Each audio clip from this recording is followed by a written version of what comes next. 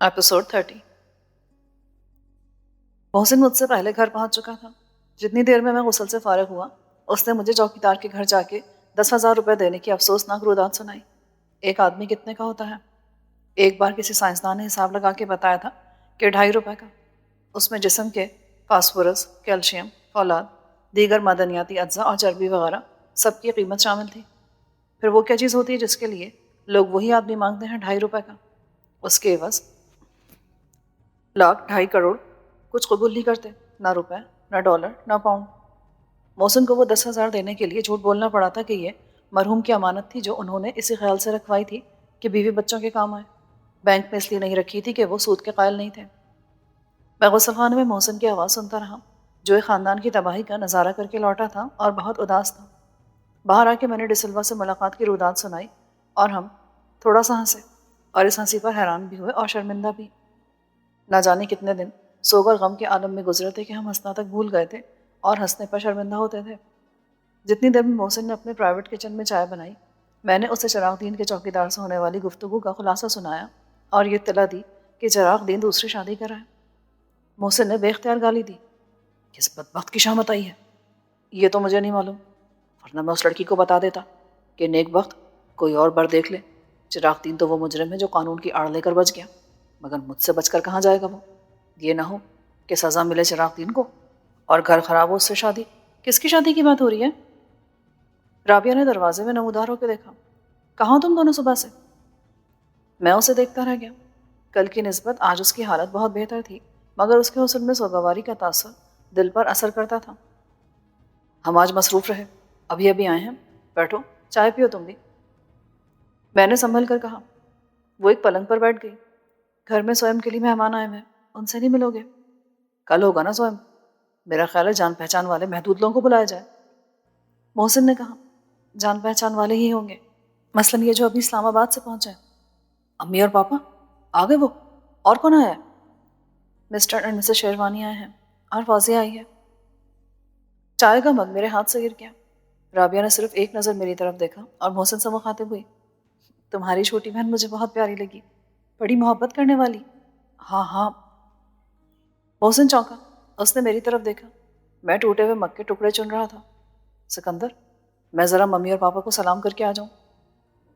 वो जवाब का मौका दिए बगैर बाहर निकल गया। मुझे मालूम था कि वह सूरत हाल से फरार चाहता था। जज्बात का भंवर सिर्फ मेरे गिर्द रह गया। खुद गर्ज। मैंने दरवाजे की तरफ देखा।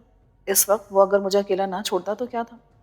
मैंने दूसरा मग चाय से भरा और खामोशी गहरी होती चली गई, बर्फ की तरह अंदर बाहर जमती गई। राबिया ने कहा, क्यों चुप क्यों बैठे हो? कुछ तो कहो। मुझे बताओ मैं क्या करूं? एतराफ़ जो कि इकरार वफा। मोहब्बत क्या है? ख़िज़ा की बातें समूह जो उम्मीदों की फसल उजाड़ देती है, या ख़िज़ा रसीदा तमन्नाओं के हर नखल को बहार नौ का संदेशा देने वाली हवा? क्या अजीब सवाल है।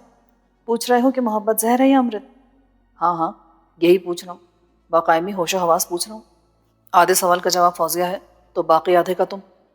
गलत ना तुम कहोगी ना वो बताएगी। आजमाइश तो मेरी है जो पुलिस रात के दरमियान है और देख नहीं सकता कि मेरे लिए जन्नत किधर है और जहन्नुम किधर।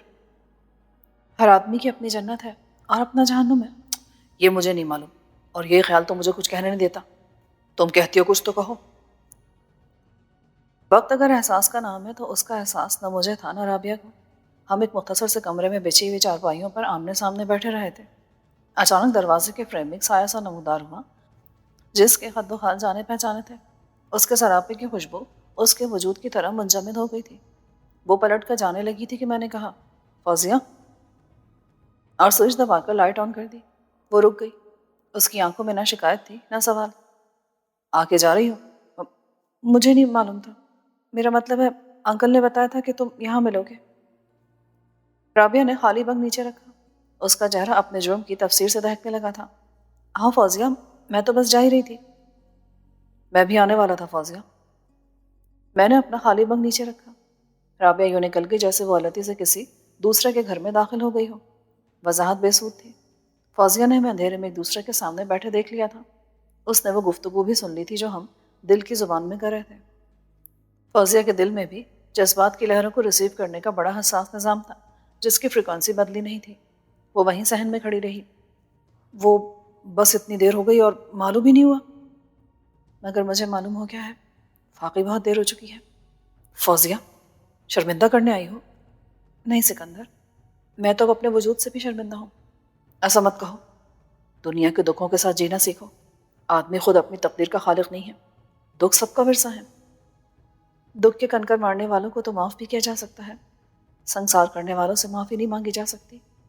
غم کا پہاڑ اگر اتنا بڑا ہو کہ آدمی اس کے نیچے دب کر سانس بھی نہ لے سکے تو جینے کی آرزو سے کیا ہوتا ہے؟ تم کو جو کچھ کہنا ہے صاف صاف کہو. میں نے دل کے نامعلوم خوف کو دبا کر کہا. صاف بات ہے سکندر کہ میں تمہاری بے وفائی کا صدمہ جھیل کر اکیلی تو جی سکتی تھی، اس خیال سے کہ میں نہ صحیح تو تم تو خوش ہو. لیکن میں چراغ دین سے شادی نہیں کروں گی. میں مر جاؤں گی سکندر، میں مر جاؤں گی، تم دیکھ لینا. اس کے صبر کا پیمانہ چھلک گیا اور وہ دیوار پہ سر رکھ کے پھوٹ پھوٹ کے رو دی. صدمے نے مجھے زلزلے کے پہلے جھٹکے کی طرح مفلوج سا کر دیا تھا. چراغ دین؟ ہاں، چراغ دین. اس نے میرا رشتہ مانگا تھا. فوزیہ نے اپنا چہرہ دونوں ہاتھوں میں چھپا لیا تھا. اور تمہارے ممی پاپا، انہوں نے منظور کر لیا؟ تم نے؟ میں اسے جھنجھوڑ کر بولا. فوزیہ نے خود کو چھڑایا. تم بھول رہے ہو کہ میں وہ لڑکی ہوں جس کی نسبت ٹوٹ چکی ہے، ٹھکرائی ہوئی بے وقت چیز. لیکن تمہاری ممی اس پروفیسر کو مجھ پر ترجیح دیتی تھی. ترجیح دینے والوں کا معیار کس آسمانی صحیفے میں ہے؟ چراغ دین سب سے بہتر ہے کیونکہ وہ زیادہ دولت مند ہے. وہ میری بڑی بہن سے بہت محبت کرتا تھا، اب تک اس کی قبر کا مجاور ہے. اس سے زیادہ محبت مجھ سے کون کرے گا؟ مریم بہت خوش تھی، میں بھی بہت خوش رہ سکتی ہوں. اس حرامزادے کے ساتھ جس نے نمک حرامی کی، غبن کیا، میرے باپ کو لوٹا، جس تھالی سے کھاتا تھا اسی میں چھید کیا، اور آج اس کی دولت باعث فخر ہے. وہ عزت دار ہے جس نے میرے باپ کی عزت کو خاک میں ملانے، اسے تباہ کرنے اور قتل کرنے والوں کی قیادت کی، جس نے اس پر پہلا وار کیا. مریم خوش تھی. مجھے تو اس کے دامن پر مریم کے خون کے داغ بھی نظر آتے ہیں. وہ تمہیں بھی زندہ نہیں چھوڑے گا فوزیہ، میں اسے قتل کر دوں گا. تم پاگل ہو رہے ہو سکندر، خدا کے لیے آہستہ بولو. نہیں فوزیہ، مجھے کسی کا ڈر نہیں. میں تم کو اس لیے بتا رہا ہوں کہ جو کچھ مجھے کرنا ہے وہ میں ضرور کروں گا. مجھے آزمائش میں مت ڈالنا کہ ایک طرف میرا باپ کے لہو کا قرض ہے اور دوسری طرف تمہارے سہاگ کی آبرو، اور میں فیصلہ نہ کر پاؤں. فیصلہ تو میں کر چکی ہوں اور تمہیں یہی بتانے کے لیے آئی تھی. وہ دروازے کی طرف بڑھی. میں اس سے شادی نہیں کروں گی، خودکشی کر لوں گی. وہ دوڑتی ہوئی اندھیرے میں گم ہو گئی. میں وہیں کھڑا رہا. میری حالت دیوانوں جیسی ہو رہی تھی. نفرت کے زہر سے میرا بدن سلگ رہا تھا. یہ خبر تو مجھے چراغ دین کے چوکیدار گلاب خان نے ہی دے دی تھی. اس وقت تو میں تصور بھی نہیں کر سکتا تھا کہ وہ جس دوسری شادی کا ذکر کر رہا ہے وہ فوزیہ سے ہونے والی ہے. نہیں گلاب خان، تم اگر قبرستان کے چوکیدار نہیں رہ سکتے تو کسی دوسرے گھر کی دربانی کرو. تم جس مالکن کی خدمت کرنا چاہتے ہو وہ فوزیہ نہیں ہو سکتی. جن بچوں کے ساتھ کھیلنا چاہتے ہو، جن بچوں کو کھلانا چاہتے ہو، وہ چراغ دین اور فوزیہ کے بچے نہیں ہو سکتے.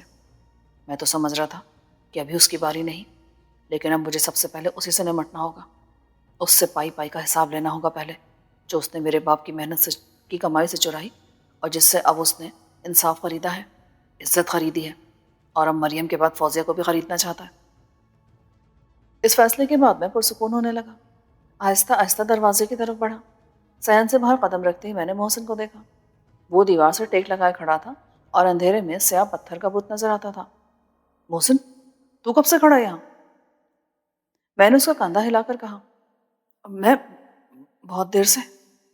تم باتیں کر رہے تھے تو میں رک گیا. تو نے وہ سب سن لیا ہوگا جو کچھ فوزیہ نے کہا؟ ہاں سکندر، میری ایک ہی بہن ہے، اس کی زندگی میری زندگی ہے، اور میں جانتا ہوں کہ وہ کتنی ضدی لڑکی ہے. اسے ضدی میں نے بنایا ہے، اس کی ہر بات مان کے، ہر خواہش پوری کر کے. اس نے جو کچھ مانگا میں نے اسے دیا. اگر وہ میری جان بھی مانگتی نا تو میں انکار نہ کرتا، لیکن وہ موت مانگ رہی ہے، حد سے بڑھ گئی ہے. فکر کیوں کرتا ہے محسن؟ فوزیہ میرے لیے نہ صحیح تیرے لیے زندہ ضرور رہے گی. ہاں سکندر، اگر وہ بے زبان اور بے بس ہے تو کیا میں تو بے بس نہیں ہوں؟ چلا ممی پاپا سے مل لے، انہوں نے مجھے بھیجا تھا کہ تجھے بلا لاؤں. اور ہاں، تیری صورت سے کچھ پتہ نہیں چلنا چاہیے. جب میں نے رابعہ اور فوزیہ دونوں کی موجودگی میں انکل شیروانی اور ان کی بیگم کی خدمت میں حاضر ہو کے آداب عرض کیا تو میری صورت سے واقعی کچھ پتہ نہیں چلتا تھا. میری آواز اور لہجہ نارمل تھے اور میں بالکل پرسکون تھا۔ مسز شیروانی بڑے غور سے مجھے اور رابعہ کو دیکھتی رہی۔ رابعہ کے چہرے پر اداسی کے سوا کوئی تاثر نہ تھا۔ میرے جذبات کا اندازہ کرنے کی کوشش بھی رائگاں گئی اور وہ کچھ دیر کے بعد اٹھ گئی۔ اگر موقع ہوتا تو وہ خود مجھے بتاتی کہ انہوں نے فوزیہ کے سلسلے میں کتنا دانش مندانہ فیصلہ کیا ہے کہ اپنوں کو صرف فوزیہ کی خوشی کے لیے چھوڑ دیا اور چراغ دین کو قبول کر لیا۔ مریم کی جدائی کے زخم کا مرہم فوزیہ کو بنا دیا اور فوزیہ کا مقدر بھی سنوار دیا۔ تعزیتی وفد کے رکن کی حیثیت سے وہ کسی اور موضوع پر بیان نہیں دے سکتی تھیں، تاہم مجھے یقین تھا کہ واپسی سے قبل وہ مجھے یہ خوشخبری میرے منہ پر جوتا مارنے کی نیت سے ضرور سنائیں گی۔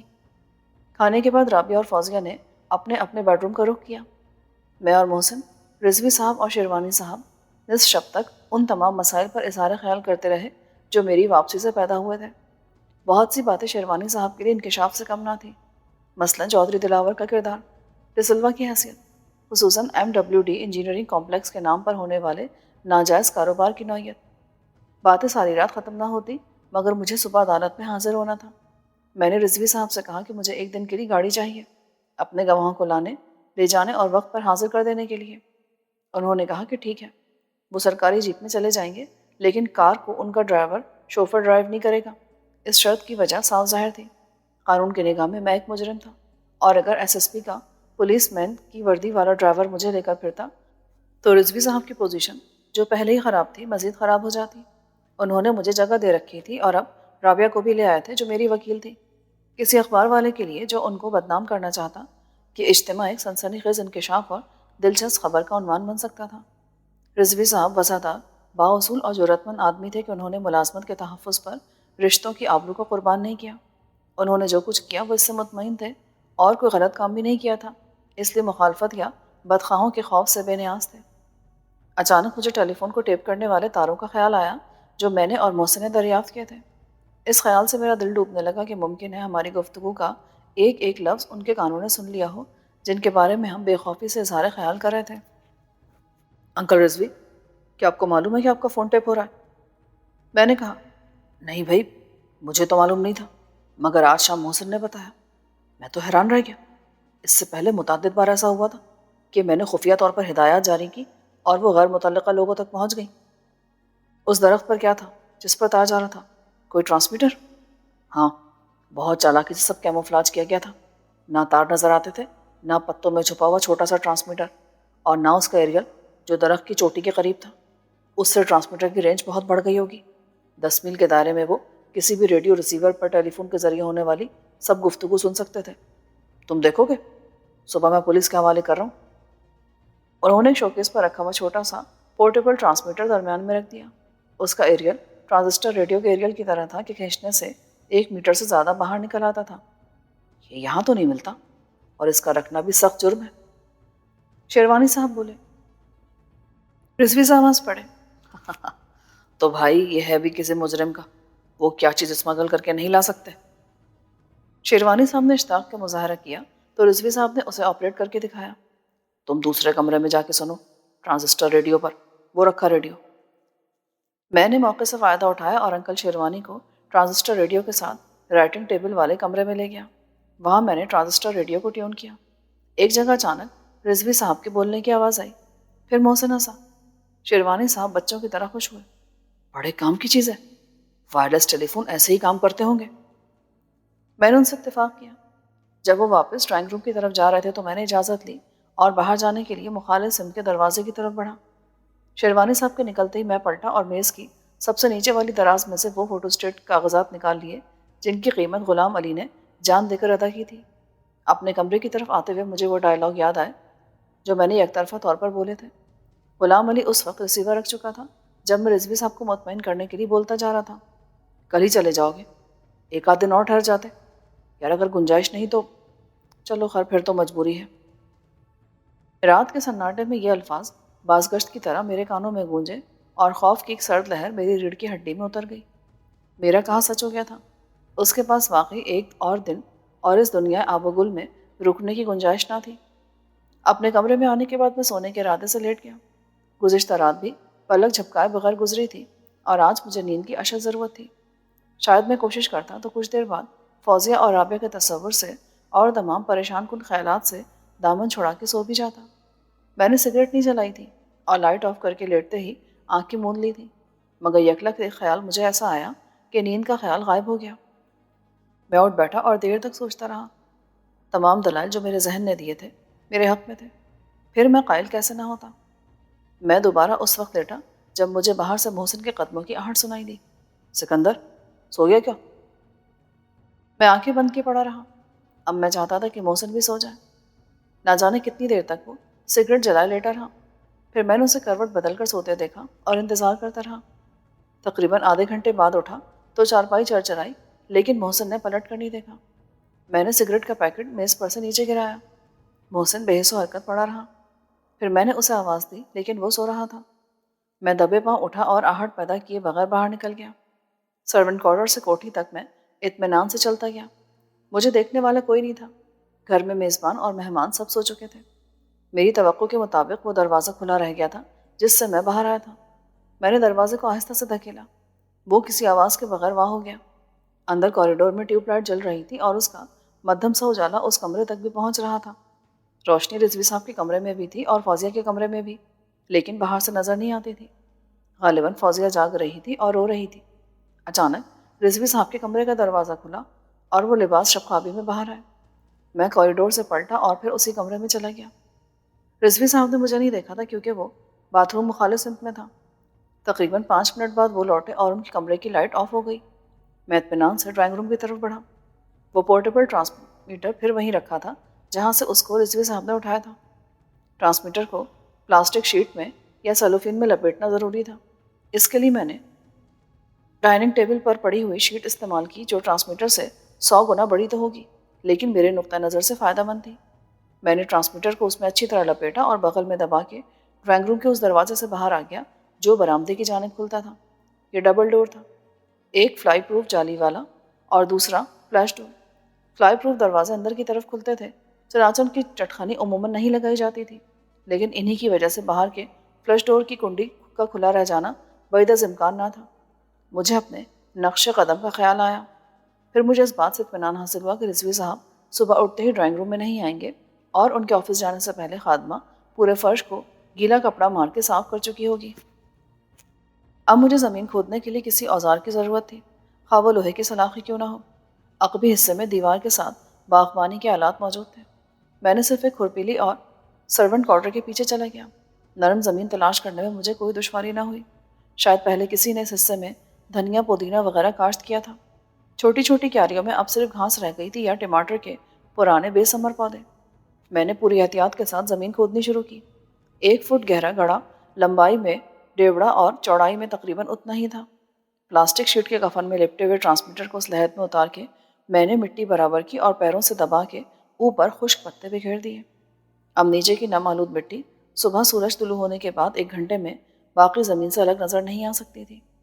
اپنے کام سے فارغ ہو کر میں نے اس جگہ کی نشانی تلاش کی۔ سرونٹ کوارٹر کی عقبی دیوار کے ایک کنارے سے یہ 15ویں اینٹ کے سامنے کی جگہ تھی، دیوار سے 4 فٹ کے عمودی فاصلے پر۔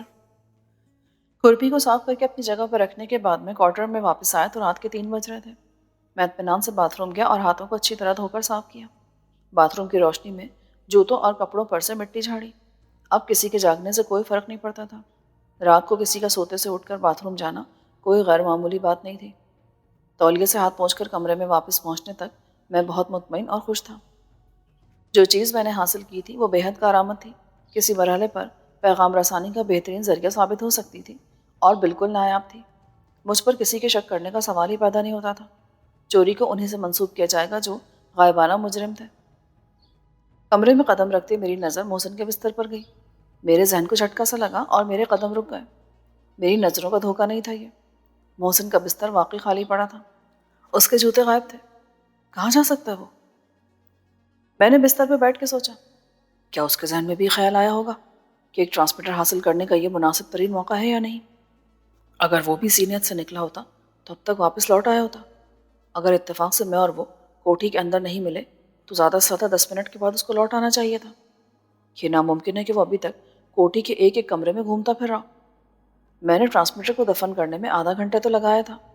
مجھے غائب پا کے اس کا حیران ہونا اور میری واپسی کا انتظار کرنا لازمی تھا۔ مجھ سے چھپ کر وہ اور کہاں جا سکتا تھا؟ ایک جگہ، صرف ایک جگہ. کسی غیبی آواز نے کہا. اس کے پاس بھرا ہوا ریوالور بھی ہے. وہ اپنی بہن کے لیے زندہ رہنے کا حق حاصل کرنے کے لیے جا سکتا ہے. وہ چراغ دین کو آج رات ہی قتل کر دے تو کیا عجب. اس کی جذباتی کیفیت کا بحران خطرناک تھا. اس خیال نے مجھے خوفزدہ کر دیا. حالانکہ میں خود بھی یہی کرنا چاہتا تھا، مگر میں محسن کو اس کی اجازت نہیں دے سکتا تھا. چراغ دین میرا دشمن تھا اور اس کی دشمنی مجھے ورثے میں ملی تھی. اس کے ناپاک وجود کو ختم کرنے کا حق پہلے مجھے ملنا چاہیے تھا. محسن کا حق میرے بعد میں آتا ہے. وہ چراغ دین کو اس کے ارادے کی سزا دینا چاہتا تھا جس کی تکمیل ایک جاں کے ضیاع کا سبب بن سکتی ہے. میں اسے ایک جرم کی سزا دینا چاہتا تھا جو ایک جاں کے ضیاع کا سبب بن چکا ہے. اسے خطرے کا انسداد کرنا ہے. مجھے ایک ظلم کا انتقام لینا ہے. وہ میرا حق کیسے چھین سکتا ہے؟ میں بگولے کی طرح اٹھا اور طوفان کی طرح باہر نکل گیا. 2-2.5 میل کی مسافت میرے قدموں نے آدھے گھنٹے میں طے کی. 3:45 بجے میں چراغ دین کی کوٹھی کے سامنے تھا. گلاب خان برآمدے میں چارپائی پر سو رہا تھا. چراغ دین کی کار پورچ میں کھڑی تھی اور کوٹھی پر مکمل سکوت تھا. مجھے کوئی ایسی ترکیب نہیں سوچ رہی تھی جس سے میں کوٹھی کے اندر چراغ دین کے زندہ یا مردہ ہونے کا یقین کر سکوں. میں چوکیدار کو جگا کے نہیں کہہ سکتا تھا کہ جاؤ دیکھو تمہارا سانپ سو رہا ہے یا مر چکا ہے. مجھے یہ بھی اندازہ نہ تھا کہ چراغ دین کی خوابگاہ کون سی ہے اور وہاں تک میری رسائی ممکن ہے یا نہیں. بفرض محال میں خوابگاہ میں داخل ہو جاتا تب بھی چراغ دین کو جگائے بغیر کیسے معلوم ہو سکتا تھا کہ وہ زندہ ہے یا مر چکا ہے. طریقہ مجھ پر وحی کی طرح نازل ہوا. چند قدم کی مسافت پر ریلوے اسٹیشن تھا اور وہاں ایک پبلک بوتھ تھا. ٹیلی فون نمبر مجھے یاد تھا. اس نمبر کو اپنے والد کی کوٹھی کا نمبر سمجھتے ہوئے میں نے لندن سے کئی بار ٹرنک کال کی تھی. ٹیلی فون بوتھ کے باہر آؤٹ آف آرڈر کا نوٹس آویزہ نہیں تھا، جو بڑی غیر معمولی بات تھی. ایک غیر معمولی بات یہ ہوئی کہ پلیٹ فارم ٹکٹ کے کاؤنٹر سے مجھے 1 روپے کا نوٹ لے کر خوش اخلاقی کے ساتھ سکے بھی دیے گئے تھے. حالانکہ میری معلومات کے مطابق ریلوے کوئی ہفتہ خوش اخلاقی نہیں بنا رہی تھی. میں نے چراغ دین کا نمبر ملایا اور ریسیور تھامے کھڑا رہا. گھنٹی بجتی رہی. پورے 2 منٹ بعد چراغ دین کی آواز آئی. سیسیڈین. چراغ دین تو زندہ ہے ابھی تک چور؟ تیری تو زندگی کی آج آخری رات تھی. میں نے آواز بدل کر کہا. یہ کیا بکواس ہے؟ کون الو کا پٹھا ہے؟ تمہارا باپ، تمہارا قاتل ان چیف. میں نے ریسیور رکھ دیا. اطمینان کی بات یہ تھی کہ وہ ابھی تک قتل نہیں ہوا تھا اور اب اس کا صبح تک قتل ہونا بھی ناممکن تھا. میں جانتا تھا کہ اب وہ سو نہیں سکے گا. میں نے محسن کے عزائم کو ناکام بنانے کی جو کوشش کی تھی وہ کامیاب رہی تھی یا محض غلط فہمی کے باعث میں نے ایک بے مقصد حرکت کی تھی؟ محسن اگر ادھر نہیں آیا تو کدھر گیا تھا؟ یہ سوال واپسی پر میرے ذہن میں گردش کرتا رہا. مزید حیرانی مجھے اس وقت ہوئی جب واپس پہنچتے مجھ پر محسن نے سوال داغ دیا. کس مشن پہ تشریف لے گئے تھے جناب؟ وہ بستر پر آلتی پالتی مارے بیٹھا چائے پی رہا تھا. تجھے ڈھونڈنے گیا تھا. جناب کی سواری کہاں گئی تھی آدھی رات کو؟ میں تو کہیں نہیں گیا تھا. جھوٹ بول رہا ہے تو. تیرا بستر خالی تھا. مجھے تشویش لاحق ہو رہی تھی. ابے تیرا بستر خالی تھا. میں تو دیکھنے اٹھا تھا. ویسے بھی مجھے نیند نہیں آ رہی تھی. تو باتھ روم میں تھا. میں باہر گھوم کے لوٹ آیا اور بس تب سے جاگ رہا ہوں اور انتظار کر رہا ہوں. ابھی چائے بنائیے، گرم ہوگی. میں نے سر لایا اور باورچی خانے میں جا کر اپنے لیے چائے بنانے لگا. اس کی وضاحت سے مجھے مطمئن ہو جانا چاہیے تھا. میں واقعی باتھ روم میں تھا اور عین اسی وقت محسن باہر نکل گیا. لیکن نہ جانے کیوں مجھے لگا کہ وہ مجھ سے کچھ چھپا رہا ہے. واپسی پر میں نے اسے ٹرانسمیٹر کے حصول کے مشن میں کامیابی کی اطلاع دی. اس نے بے حد مسرت کا اظہار کیا. اب ہم باقاعدہ جیمز بانڈ ایجنٹ 007 ہیں، میڈ ان پاکستان. ہمارے پاس ریوالور بھی ہے اور خفیہ پیغام رسانی کے لیے ٹرانسمیٹر بھی. اس کے بعد ضرورت رہ جاتی ہے کوڈ کی. میں نے چائے پیتے ہوئے کہا. ایک خفیہ زبان ایجاد کرنی پڑے گی تاکہ اگر ہمارا سگنل کہیں اور ریسیو ہو جائے تو مجذوب کی بڑ معلوم ہو. یہ مسئلہ سنجیدگی سے غور طلب ہے مگر آسان نہیں ہے. ہاں یار، کافی ریسرچ اور غور و خوض کرنا پڑے گا. رازداری کی شرط بھی بے حد اہم ہے. ہم دونوں کے سوا کسی کو اس کوڈ کا پتہ نہیں چلنا چاہیے اور ہمیں بھی کوڈ یاد ہونا چاہیے. تحریر کے چوری ہو جانے کا خطرہ رہتا ہے. محض وقت گزاری کے لیے ہم صبح کو اجالا پھیلنے تک کوڈ کے چند الفاظ نمونے کے طور پر پیش کرتے رہے. مثلاً میں نے کہا سکندر اعظم مقدونیہ کا رہنے والا تھا. چنانچہ میں پیغام دیتے وقت کہہ سکتا ہوں ریڈیو مقدونیہ اور ٹرانسمیٹر میرے پاس ہو. پھر تو شیروانی ہے، اس کی جگہ تو اچکن کہہ سکتا ہے یا ٹرکش کوٹ. اس غیر سنجیدہ گفتگو کا مقصد یہ تھا کہ ہم سنجیدہ مسائل پر بات کرنے سے گریز کرنا چاہتے تھے. یہ مسائل غنیم کے لشکر جرار کی طرح ہمارے گرد حصار قائم کرتے جا رہے تھے. میر شرافت علی کا قتل، وزیر خان کی موت، MWD کے معاملات، رابعہ کے گھر کی تباہی، فوزیہ کا مستقبل، بے فکری کی پرانی زندگی خواب و خیال ہو گئی تھی۔ 8 بجے میں ضامن رضوی صاحب کی کار لے کر روانہ ہوا تو شیروانی صاحب میرے ساتھ تھے۔ پہلے ہمیں گلاب خان کو لینا تھا، چنانچہ چراغ دین کی کوٹھی میں صورتحال بڑی عجیب ہو گئی۔ شیروانی صاحب جو سابق افسر تھے، ایک بار پھر اس منصب پر فائز ہونے کی سوچ رہے تھے، اور سالے بہنوئی کا جو رشتہ میرے اور محسن کے درمیان قائم ہونے والا تھا وہ اب دوبارہ محسن اور چراغ دین کے درمیان قائم ہو رہا تھا۔ کم سے کم اس کی تجویز ضرور زیر غور تھی۔ چراغ دین نے ہمارا پرتپاہ خیر مقدم کیا۔ وہ شیروانی صاحب کے قدموں میں لوٹنے کو تیار تھا اور میں محسن کی صورت کے بدلتے ہوئے رنگ دیکھ رہا تھا۔ چائے پینے کے لیے وقت نہیں تھا جس کا سیسی ڈین کو بڑا ملال تھا۔ اس نے کہا کہ جناب آپ نے آنے میں بڑی غیرت برتی کہ آنے کی اطلاع تک نہ دی، میں لینے حاضر ہو جاتا۔ اور یہ آپ کس کی گاڑی میں پھر رہے ہیں؟ گھر کی گاڑی ہے۔ اس سے پہلے کہ شیروانی صاحب انکار کرتے میں نے کہا کہ ٹھیک ہے انکل، ایس ایس پی صاحب کی کار نہ بھی ہو تو اچھا ہے، اسے واپس کر دیتے ہیں، چراغ دین صاحب کی گاڑی لے چلتے ہیں۔ چراغ دین کی پیشکش رسمی اخلاق کا مظاہرہ تھی، مگر شیروانی صاحب قائل ہو گئے۔ محسن نے مجھے حیرانی سے دیکھا مگر خاموش رہا۔ وہ سمجھ گیا تھا کہ اس بات کا کوئی نہ کوئی مقصد ضرور ہے۔ میں نے چراغ دین سے چابیاں لی اور اپنے ساتھ شیروانی صاحب کو اور پیچھے گلاب خان کو بٹھا لیا۔ محسن سے میں نے کہا کہ وہ رضوی صاحب کی گاڑی گھر چھوڑ کے سیدھا کورٹ آ جائے۔ اس کے بعد میں کار کو سیدھا شملہ پہاڑی کی طرف لے گیا۔ دائیں ہاتھ گھوم کر ہم وابڈا ہاؤس اور اسمبلی کے پیچھے سے مال روڈ پر طلوع ہوئے۔ بیٹن روڈ سے صرف 2 گواہ بیٹھے، باقی 2 اپنی یا ڈسلوا کی مرضی سے آفس ہی نہیں آئے تھے۔ ان میں وہ ابن الوقت انچارج بھی شامل تھا، تاہم مجھے 3 ہی گواہوں کی ضرورت تھی جو فراہم ہو گئے تھے۔ عبد الودود منظر نے قانونی کارروائی کے مراحل میں بڑی مستعدی کا مظاہرہ کیا اور دوپہر کے بعد عدالت سے ڈاکٹر نامزد کرا دیے اور اگلی صبح 9 بجے پوسٹ مارٹم کے لیے احکامات صادر ہوئے۔ ایک ACM کی موجودگی میں گواہوں کو قبر کی نشاندہی کرنا تھی اور ڈاکٹرز کو قبرستان میں ہی لاش نکلوا کے پوسٹ مارٹم مکمل کرنا تھا۔ جب ہم عدالت سے نکلے اور گواہ رخصت ہو گئے تو مجھے فضا بدلی بدلی سی لگی، سوگوار اور ماتم کنا، سکوت جس میں موت کی ہیبت تھی۔ میرے دل پر ایک بوجھ تھا اور میرے تصور میں اپنے باپ کا وہ چہرہ تھا جو میں نے آخری بار دیکھا تھا، لیکن یہ چہرہ ایک جھلک دکھا کے اندھیرے میں ڈوب جاتا ہے، پھر اندھیرے میں ایک ڈھانچہ جھولنے لگتا تھا۔ اس کی ہڈیاں روشن نظر آتی تھیں، کڑکڑاتی تھیں، یوں لگتا جیسے وہ ڈھانچہ بول رہا ہو، تم نے مجھے پہچانا سکندر، میں ہی تمہارا باپ ہوں، جب تک میں زندہ تھا، اب تو میں وہی ہوں اور ویسا ہی ہوں جیسے میرے ارد گرد رہنے والے شہر خاموشہ کے باسی ہیں۔ محسن چپ تھا اور شیروانی صاحب اپنے سامنے دیکھ رہے تھے، میری طرح وہ بھی ان یادوں کی پرچھائیوں میں گم تھے جو مرنے والے اور خود ان کے اپنے ماضی کا مشترکہ سرمایہ تھی۔ سکندر، تم نے سب نہ کیا ہوتا تو اچھا تھا۔ خیر، وہ اچانک بولے اور پھر ایک ٹھنڈی سانس لے کر خاموش ہو گئے۔ پہلے بھی کبھی ایسا ہوا تھا صاحب، ہمارے علاقے میں اب بھی یہ نہیں ہو سکتا، اللہ ہم سب کو معافی دے۔ گلاب خان نے کہا۔ حسب توقع ضامن رضوی صاحب اپنے کمرے میں ہونے والی چوری پر برافروختہ تھے۔ انہوں نے چوری کی باقاعدہ رپورٹ درج کرائی تھی اور تفتیش کرنے والوں نے ہر جگہ دیکھی تھی، وہ جہاں سے تاروں کو ٹیپ کیا گیا تھا، وہ جہاں سے تار زمین میں دبائے گئے تھے اور وہ درخت جہاں سے ٹرانسمیٹر برآمد ہوا تھا۔ تلاشی لینے والوں نے گھر کا کونا کونا چھان مارا تھا۔ رضوی صاحب نے مقفل الماریوں اور صندوقوں کے سوا ان کو ہر جگہ دیکھنے کی اجازت دے دی۔ الماریاں اور صندوق انہوں نے خود دیکھے تھے مگر کہیں سے کچھ نہیں ملا تھا۔ ان کی بیگم پولیس افسر کی بیوی ہونے کی وجہ سے ضابطے کی کارروائی کو سمجھتی تھی، لیکن شیروانی صاحب کی بیوی حیران تھی کہ ٹیلی فون جیسی کوئی چھوٹی سی چیز گم ہو گئی تو اتنا ہنگامہ کس لیے؟ بازار میں مل جائے گی، اور اب تو خیر سے باہر کی ہر چیز دستیاب ہے۔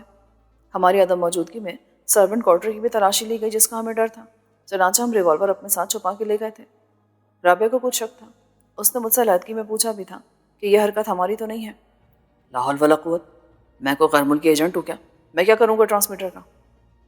تم ہو نا ذرا ہیرو ٹائپ، ایڈونچرس سے۔ ہاں وہ تو ہم ہیں، لیکن فلمی ٹائپ نہیں ہے، دل کا ٹرانسمیٹر استعمال کرتے ہیں اور ٹیلی پیتھی سے وائرس کا کام لیتے ہیں، وائرلیس کا، جس سے دل میں لاوا ہو اس سے بات ویسی ہو جاتی ہے۔ جب وہ مسکرائی تو مجھے دلی مسرت ہوئی۔ رابعہ ایک گھر میں تھی اور اپنوں میں تھی، اگر اس کا پرانا گھر جل کے خاک نہ ہوتا تب بھی وہ وہاں اکیلی رہتی تو پاگل ہو جاتی۔ اس کی کار مل گئی تھی مگر ابھی پولیس کے قبضے میں تھی۔ ACM سے ریلیز آرڈر 2-4 دن میں مل جانے کے بعد وہ اس کو ڈینٹ پینٹ کرانے کا سوچ رہی تھی۔ میں نے کہا کہ نہیں لے لو تو بولی میں ذرا قدامت پسند ہوں، خصوصاً رشتوں کے معاملے میں، خواہ وہ انسانوں سے ہو یا چیزوں سے۔ اس کا ایک ثبوت میں خود بھی تھا، جس سے اپنے جذباتی رشتے کو وہ برسوں سے دل میں یوں چھپائے بیٹھی تھی جیسے تہے آپ میں کوئی صدف ایک موتی لیے برسوں سے موجود ہو مگر کسی کو اس کی خبر نہ ہو۔